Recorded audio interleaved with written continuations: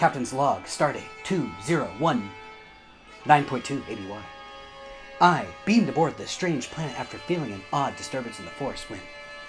Look out! Bad reviewers! Hey, what do you call a man who just lost all logic? A woman! Quick, Baby Yodak. Set sabers to stun. Prime Directive, Dark Side, Phasers, you get it. Let's move on. Can we talk about Star Wars and Star Trek? It seems since 1977 the question has been the same. Which is better? Can there even be a definitive answer? What do they have in common other than the word star in the title? Let's begin with some history.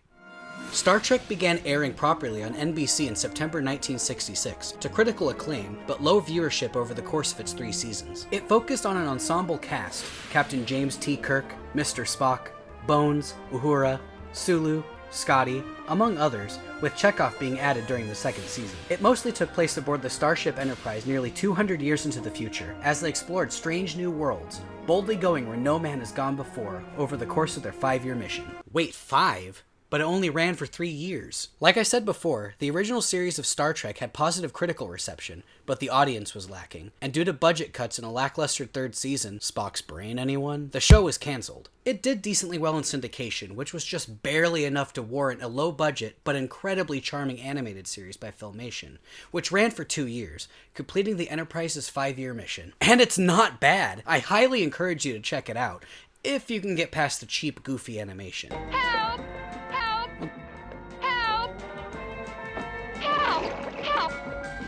While Adventures Among the Stars seemed to die out here in America, the British continued to enjoy space and time with a certain doctor, and the audiences stayed divided until 1977, when something big and unexpected took the world by force. Yeah, that's right. In May of 1977, 20th Century Fox released Star Wars. It's not called A New Hope. Don't at me. Directed by George Lucas, this movie had it all. Epic space battles, fantasy sword fights, roguish outlaws, and damsels in distress. Too short for a stormtrooper? Huh? It was a glorious send-up to old Flash Gordon serials that Lucas had enjoyed in his youth. I may have gone too far in a few places. It was plagued with production problems and was completely saved in editing, but that's a story for another day. It was an unexpected surprise. Not only was it the highest-grossing movie of 1977, but when adjusted for inflation, it's the highest-grossing movie of all time. So naturally, people wanted to rip it off. Studios were scrambling to take the Star Wars formula and milk it for all it's worth. Star Crash, Battle Beyond the Stars, Turkish Star Wars, which also ripped off the later released Indiana Jones.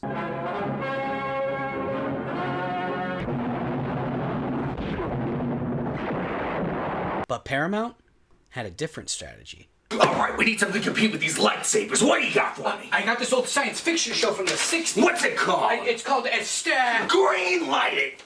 So, in 1979, Star Trek the Motion Picture was released. The original cast returned and it was directed by Robert Wise, who hailed such projects as West Side Story and The Sound of Music. Weird choice, but hey, I liked it. The movie's story was penned by Alan Dean Foster, who is also responsible for the novelization of Star Wars that came out nearly 6 months before the 1977 release, as well as the first Star Wars sequel novel, Splinter of the Mind's Eye. Instead of ripping off Star Wars, they seized the opportunity Star Wars had created in the market, spawning its own film franchise and revitalizing the Star Trek brand for years to come. When it came to television, Star Trek reigned supreme, coming back with The Next Generation, Deep Space Nine, Voyager, Enterprise, and more recently, Discovery. As for Star Wars, their first foray into television was the Star Wars Holiday Special written by Bruce Vilanch. Tastes like him too. Their TV track record continued to spiral with Caravan of Courage, The Battle of Endor, Droids, and Ewoks. The Muppet Show special doesn't count. Seems we've landed on some sort of comedy variety show planet. Their first big hit came in 2003 with Genndy Tartakovsky's Clone Wars, then the 2008 3D follow-up. And that's where you get a glaring difference between the two franchises on television. Star Trek strives for the same audiences as the films, that being adults. But for Star Wars, with the exception of The Mandalorian, seems to be more catered towards kids. And that's not a bad thing. They're just striving for two different audiences on that medium. In the films, however, you have an equally great difference. With the exception of the Clone Wars movie and some aspects of Phantom Menace, both franchises aim for an older audience. But that's really where the similarities end. I believe Star Wars and Star Trek don't even fall under the same genre. Star Trek is science fiction.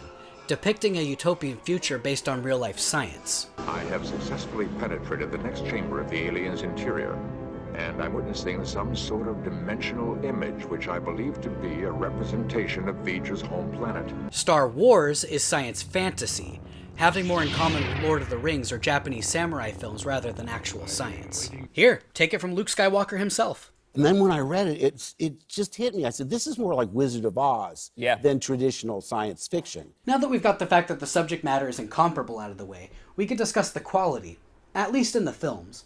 I have yet to see all of Star Wars and Star Trek on TV, so it'd only be fair if I talked about the theatrically released movies, of which I've seen them all. And keep in mind, this is all just my opinion, so feel free to disagree with me. But you're wrong. Let's look at Star Wars. I feel like there are only 2 great Star Wars movies and one so close to being great, while the other ones are either bad or a complete waste of time. Now, let's look at Star Trek. Other than the obvious that there's one more movie in the Star Trek franchise, I think there are 3 great ones and 4 good ones, so Star Trek's the clear winner in this department. Overall, I feel like it comes down to preference. You can either love them both equally or one over another. That's the beauty of art. You're the judge.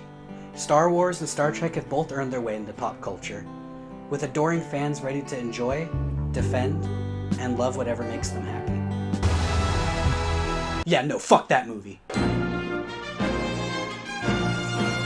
Hey guys, sorry for not uploading since the wall video. Let's just say if your check engine light is on, take care of it. But I also wanted to welcome and thank all the new subscribers that I have and say that I'm genuinely excited for the future of this channel and the community I hope to build here. And if you want to see more of Maya and myself, I actually started a joint comedy channel with Jeremy on Easy, Gwen from Gwentertainment, and Matt Tabor over at No Jokes Policy. Links down below, check them out, boys. We really appreciate your support, and until next time, engage. And may the Force be with you. Except not anymore, because that movie fucking sucked.